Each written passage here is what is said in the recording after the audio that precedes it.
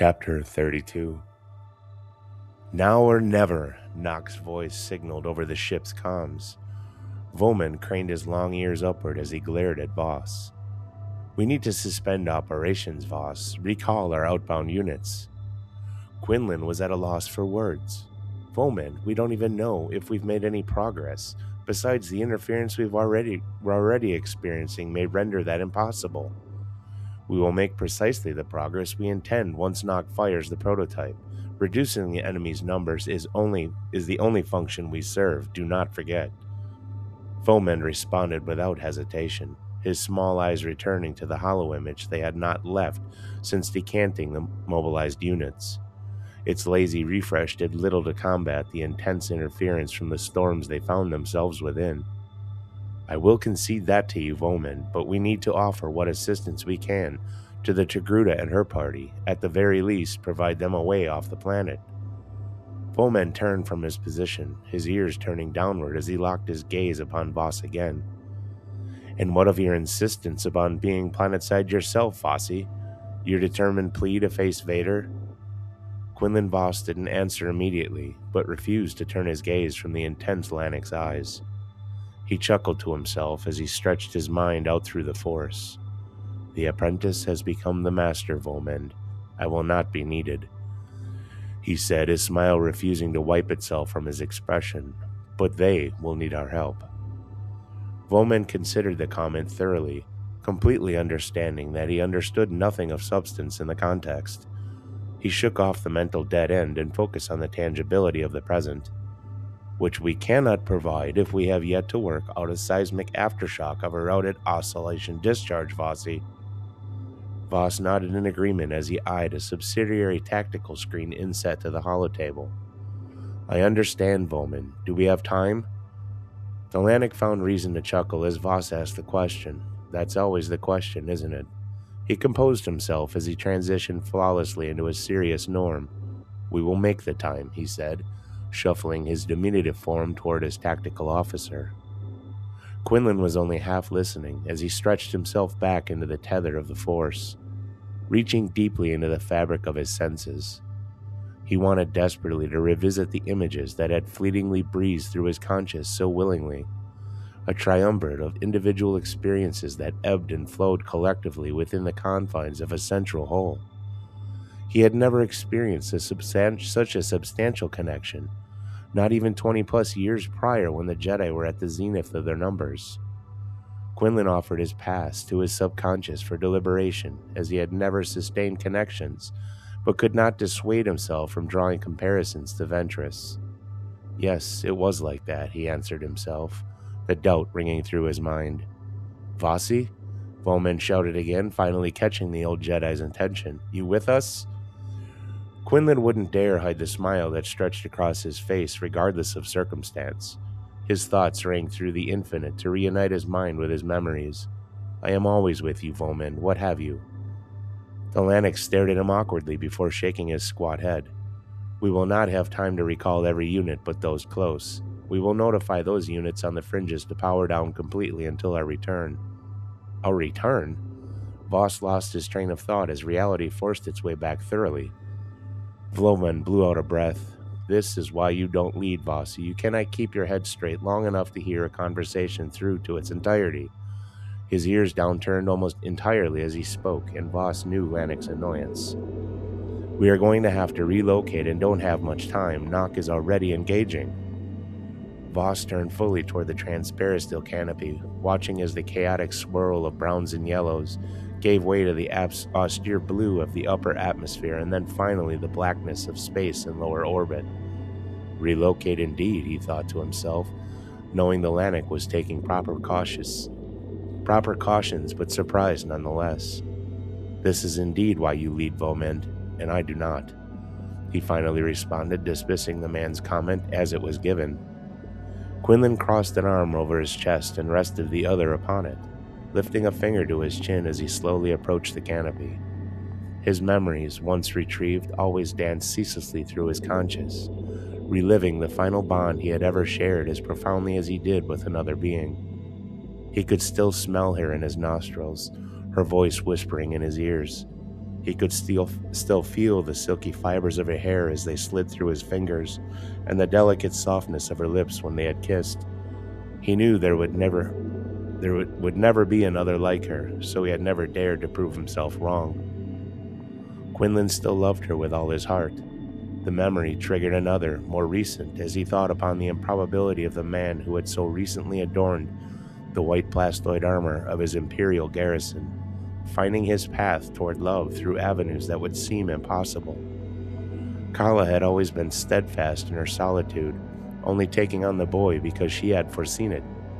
Quinlan Vos chuckled yet again as he tried to imagine the Iktoshi's reaction, wondering if she had been fortunate enough to foresee the part she was to play in the Toprawan's destiny or her own.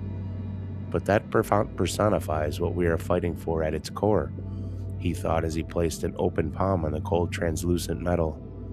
What we've been fighting for since day one. Vos tried again to reconnect himself to the flows of the Force, but only as an observant of its will or intention. Although unable to intrude upon the actions of the four, he corrected himself, he could sense a commune welling between the three as they fed off each and other in ways he had never even conceived, negating separate weaknesses with shared strengths, yet all combating in their own way toward the same goal. Such a strange combination of unlikely union, he thought, trying to understand what he was viewing, yet all united by a love they share. His mind wandered down several useless paths as he attempted to answer questions his subconscious had yet to conceive. The Togruta pitted against her former master, a duel he had so believed he was to participate in, fought for love, her adamant love of hope. The Mirialan is battling for a love of acceptance, one from within, and the clone. That's not possible, he mumbled to himself as he broke his connection with the will of the Force. How is that possible? Vos said aloud, his voice echoing off the canopy before him, forcing him to turn around to the stares of most of the command deck. He raised a hand to his forehead as his voice died in the vacuous chamber, feeling a sudden weakness grasp his old legs. Without warning, Vos dropped to his aged knees and his head spun wildly out of control. Several of the closest crew members rushed to place hands of support on his shoulders and back. His eyes flared wide suddenly, remembering the effects the circle of Iktochi suffered after forcing their vision. Had they seen this as well? If so, he understood why one of them hadn't even roused herself from the coma the ritual had induced, why Kala was, even now, persistent in her efforts to remove herself and her love as far away from the fighting as possible. If the clone was Force sensitive. His thought trailed off as a sudden hollowness gripped him entirely. Then all we've done for the last 15 years has been wasted effort. He bellowed as he threw his head back suddenly, surprising those closest to him. Vomend eyed the strained Kefar with severe sympathy as he watched his dear friend collapse on the bridge decking of the vessel. Come about fully after reaching our retreat position and assure those units on the ground that we will return immediately to collect them. And I don't care about interference, figure it out. He finished his briefing with a small collection of station representatives, never once peeling his sight from his friend. Ignoring the finality of salutations, he moved swiftly on his short legs to Vos's side, placing his tiny hand on the man's shoulder. Vossi, what is it? This is an unexpected reaction from the Conclave, not you. Vos didn't respond directly. However, he seemed ambulatory or cognizant. Vomend noted the shift in the man's expression that ran the spectrum of possibilities in the blink of an eye. He could see Quinlan's anger, followed in short order by an impossible sorrow, a joyful exuberance followed by a hollowed emptiness.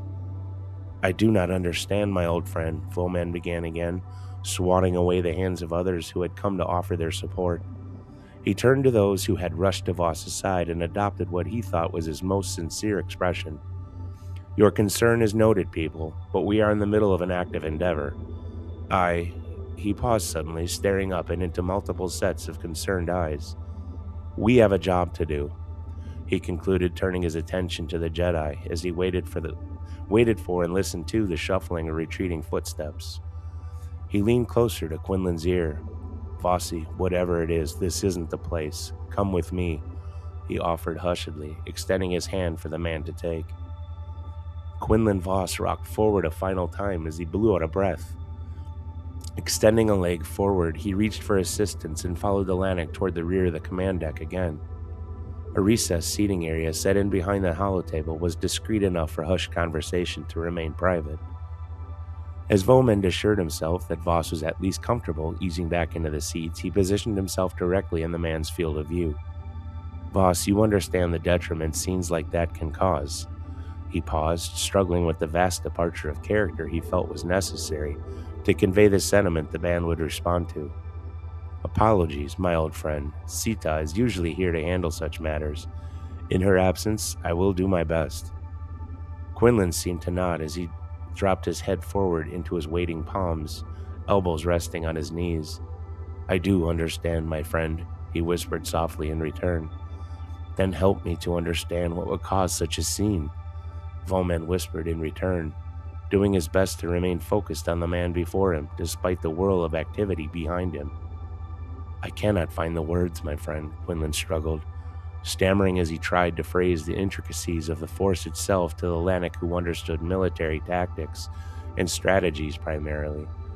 He was searching for a way to convey the mysticisms and beliefs necessary to explain the Force to one who is wholeheartedly grounded in tangibility.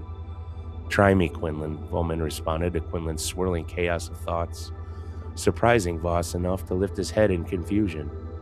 Vomend continued, "I do not need to touch the Force to know it exists, Quinlan. Trust in our friendship, trust in our past, and you will see that you do, in fact, possess the words." Quinlan Vos could only smile in response. The Lannik could not have phrased that any better, he thought to himself as he adopted a more passionate expression. "Everything is indeed connected, Vomend," he said to him, tying the immediate conversation to the previous thoughts he had progressed to this point. "What is happening on Ambria is unprecedented, my friend. I should have seen it much earlier when the crafty Togruta found a path to give me this," Vos said, reaching into the pouch at his waist and retrieving the silver and gold saber hilt. "A suspicion she held that I had overlooked in my haste to find truths from the past," he continued, knowing full well the Lannik would need considerably more information to understand the gravity of the situation. Vomend scratched at the stubble about his chin. "Quinlan." Vos cut him off with a raised hand before him. "Please let me continue," he said, wavering between dread and excitement as he could navigate the dichotomy of what he had seen. "We have spent the better part of 2 decades ushering former Jedi and Force sensitives into seclusion from the Emperor's widening grasp, struggling to find ways to provide safety for them outside of his influence." Vos expelled a breath in preparation for the core of his concern, meanwhile not fully grasping the scope of his design. "Vomend, he has found a way to clone Force sensitivity." The Lannik shook his head in disbelief. "You understand what you are saying, do you not?" Quinlan nodded. "That I do." Vomend raised a small hand to his rough brow, brushing back fine strands of silvery hair. His interpretation of the ramifications, certainly not limited to military purposes or applications, was lost to the possibilities that could extend beyond. "What is it precisely that you saw, Quinlan?" Vos adopted a troubled expression, knowing the Lannik only used his given name in matters of conversation that were personal, well outside the purview of his rank. "Confluence and divergence of the Force itself, the flows willingly conjoining as others separate themselves from the whole," he began. "Dark side?" Vomend couldn't help the interruption. "Not something so direct, my friend. I am speaking of its very nature, primordial as it were," Vos tried to explain in more detail. "Present actions, yes, I suppose, only because we understand the context of what is transpiring as we speak, but also that of an ancient threat that has been tethered for eons." Vomend dropped his arms to his sides, his ears turning downward. "This is about that damn lake, isn't it?" "In part, yes," Vomend responded immediately. What lies beneath, Vomend knows no allegiance. It will devour anything it can. This isn't a matter of dark or light. This is a matter of evil itself. Whether it can be destroyed is the question as it relates to the here and now, my friend. We have reached Green Zone, sir, an aged human female reported from around the holotable. Vomend cast his head over his shoulder, his eyes remaining on Vos. Noted, Ensign, thank you. Inform Helms to bring us about and prepare for re-entry. He returned to face Vos fully again.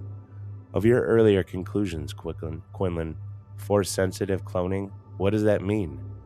Quinlan sensed the urgency within the question as it was spoken out of context, a surreal moment of connectedness between him and the Lannik.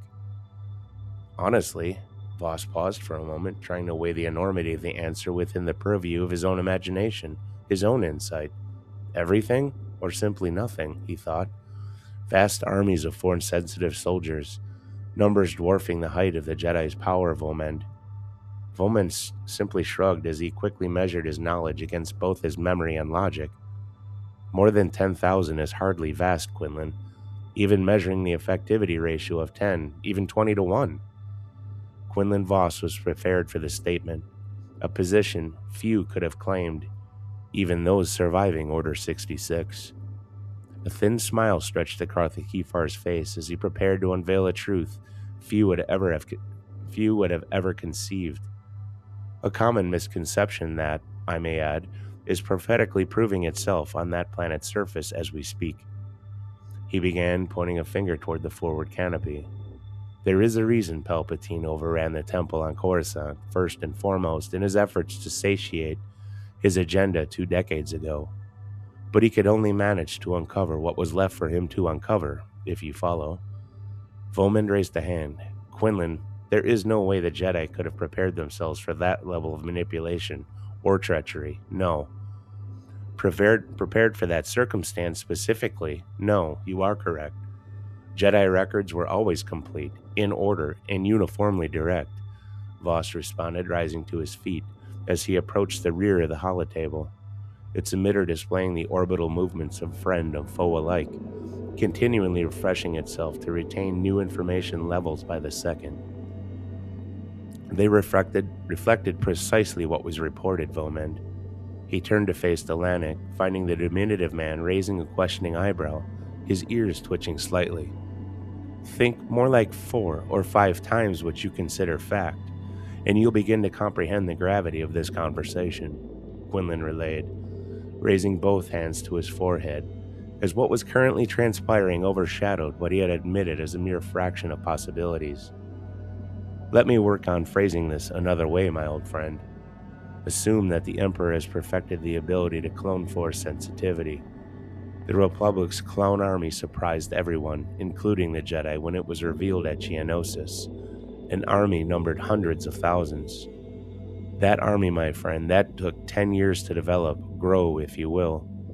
Quinlan saw the understanding wash thoroughly through the General's features, his pinkish skin flushing several shades lighter as his mouth opened in something resembling horror. The flesh along his ears prickled the fine hairs to attention as they quivered and vibrated involuntarily. And he's already had 20. Vomend finished the thought outright as he fully understood where Vos was headed. The Lannik turned his gaze toward the plating at his booted feet as he strode from side to side, letting the numbers speak for themselves in his mind. Strategic scenario after scenario entered his mind, which he had made decisions for specifically in the past. Each of them ended in catastrophic failure, with this new variable brought into the fold without fail. Hope wouldn't matter. It would be crushed under the weight of the Emperor's might, the way Alderaan had been obliterated, only more quickly and with far less mercy. Vomend glanced at the hollow image briefly while digesting the weight of his thoughts. The vastness of the supposition was lost to comprehension, and he stared at the speck representing Temple Garden. Even this would be meaningless, he thought silently, ensuring his complicated features remained that way. He shook his head, his ears flinging irregularly as he turned back to Vos. Quinlan, we're in the middle of a battle, he stated outright, shaking his mind loose of intangible deliberation. That is why you lead, my old friend, and I do not, the Kefar replied with a healthy measure of sarcasm.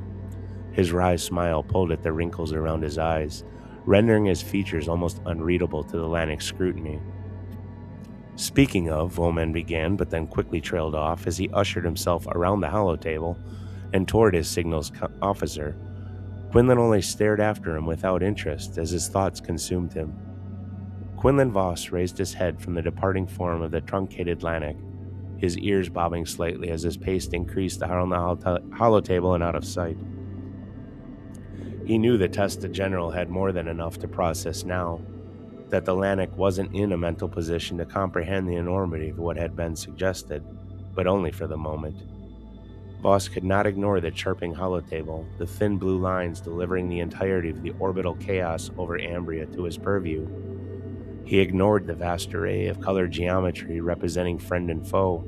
He focused entirely on the planet's sphere itself. Why here? He thought to himself, as he sidestepped the holotable and focused his gaze on the actual planet through the transparent steel panels of the forward viewport.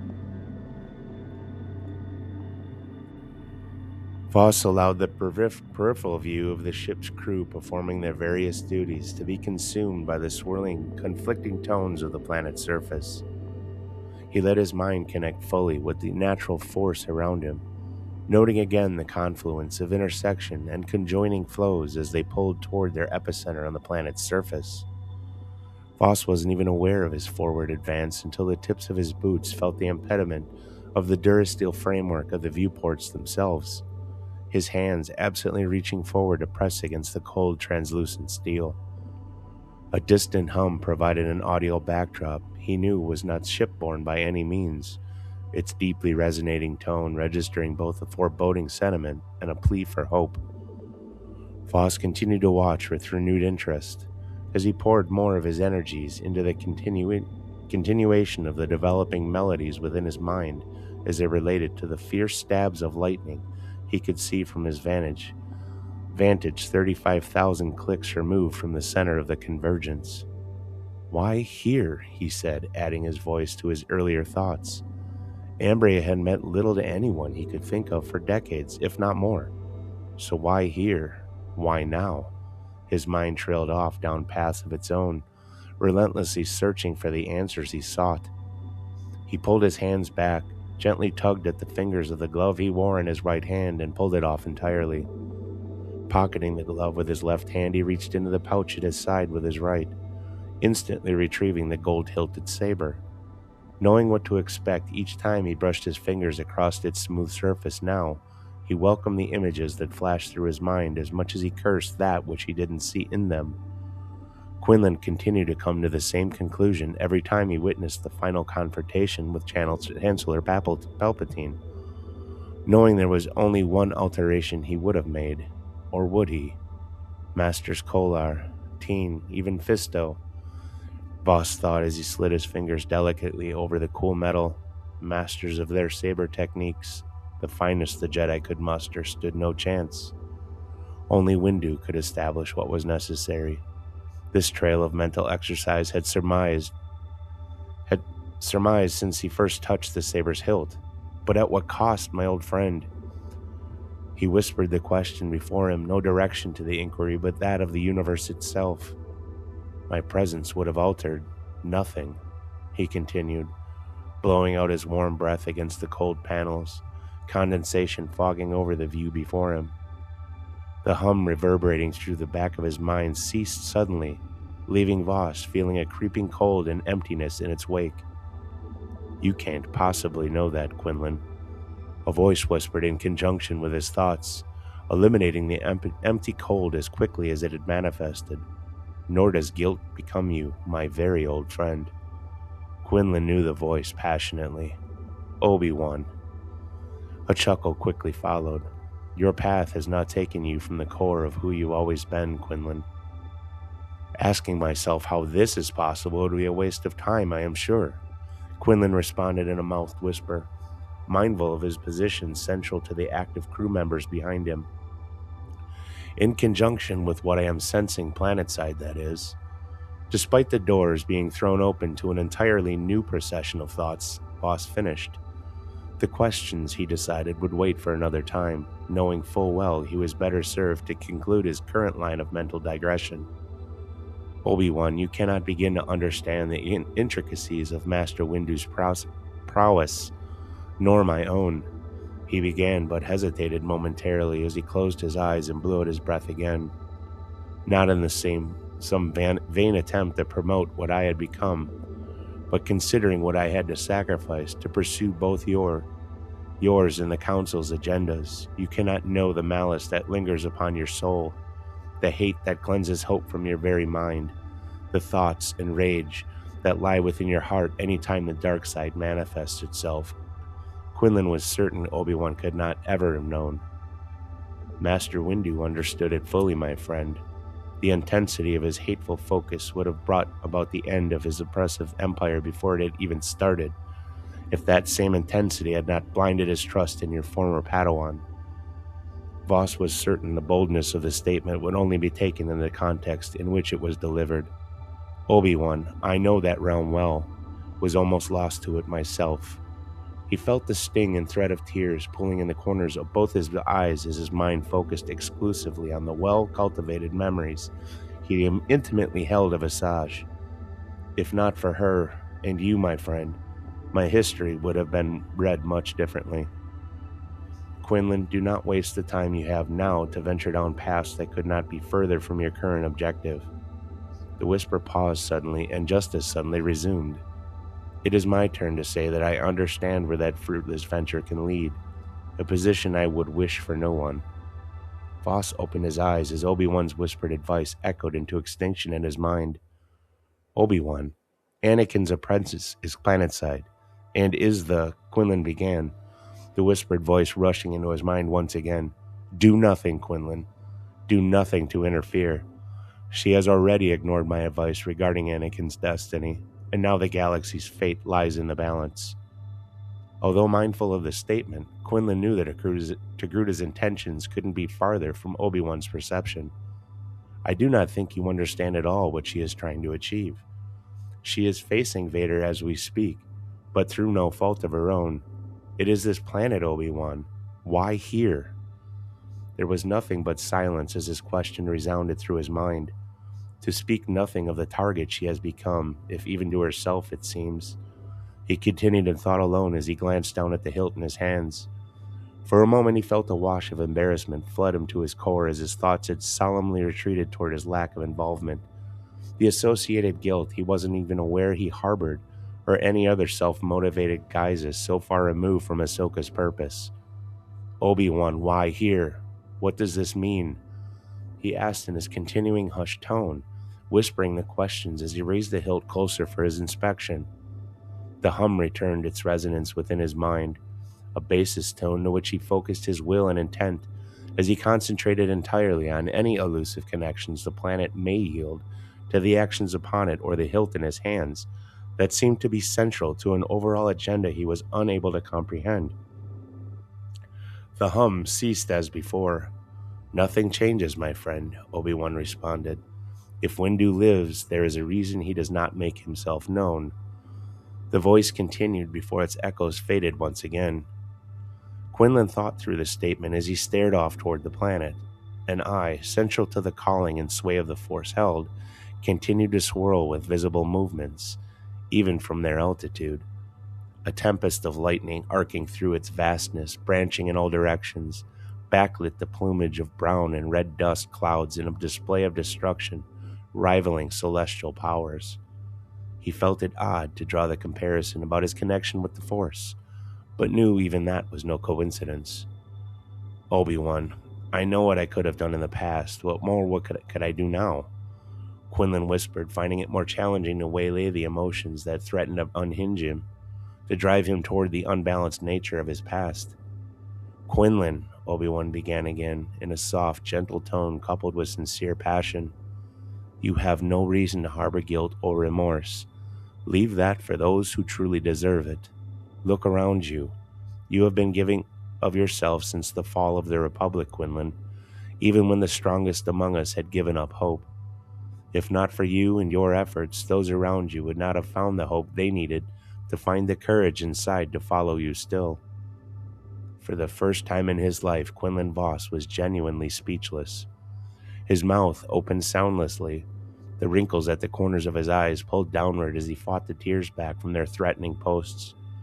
The aged yellow tattoo that spanned his features from ear to ear drooped over the slackening skin of his cheeks as he began to lose the composure that had held them together for the better part of 2 decades. A squawking alarm peeled his attention away from the view beyond the twisting nexus of unnatural storms and into the flashing lights of the command deck behind him. "Quinlan, listen to Ahsoka. Help her if you can, but do not interfere," Obi-Wan's voice whispered, just loud enough to be heard over the clamor of the bridge deck alarms. Quinlan shot his hands toward the acceleration grips inset into the canopy framework as Vomend shouted into the shipboard comm, "Power down! Power down!" Vos's attention was drawn fully into the present as he turned to witness the darkening of the entire deck, brave red lights providing the only illumination. "Brace, brace, brace," Vomend continued with a renewed sense of authority. All sound faded as a brilliant ball of intense white instantly filled the view, giving way to a vibrant green conglomeration eerily reminiscent of a collapsing star. Quinlan sensed they may have aligned themselves far too close to the temple garden as he watched the transitioning colors, the brilliant white pulling itself into the expanding greens around it, a vacuous state that left the impressions of equal parts dread and awe in their wake. Vos could sense the forthcoming vibrations before he could feel them, the seismic after effects that he had all been warned about, hoping that the units on the planet's surface were far enough removed from the blast. The waves slammed into the heavy freighter with enough force to skew it from its position and send riveting tremors through its skeletal structure. Several crew members who had not taken the general's warnings, indeed, to heart, were tossed from their feet as ambled cries of pain mingled with rattling conduit and pinging rivets that had loosened themselves from their grip. The nature of the vessel stood steadfast to its construction, despite creaks of protest and warning as it held together valiantly through the seismic event, with relaxing groans and fading emissions of metallic tension. Quinlan wasn't comfortable with his emotions as he regained his composure, chancing a glance out toward the planet's surface, while he remained forthright with his steadfast hold on the grips. A sense of discombobulation mingled with the confronted emotions as the scene had changed significantly. He had to adjust his view to look off to the right, where the chaotic storm was ravaging the surface beneath, only to find the maelstrom gone, snuffed from existence, the concurrent paths of the natural force with it. In its place was a radiating ring that consumed the air before it, leaving Ambria's landscape below cloudless and barren. Quinlan couldn't stop the question from forming, nor could it be confined to thought alone. What have we unleashed?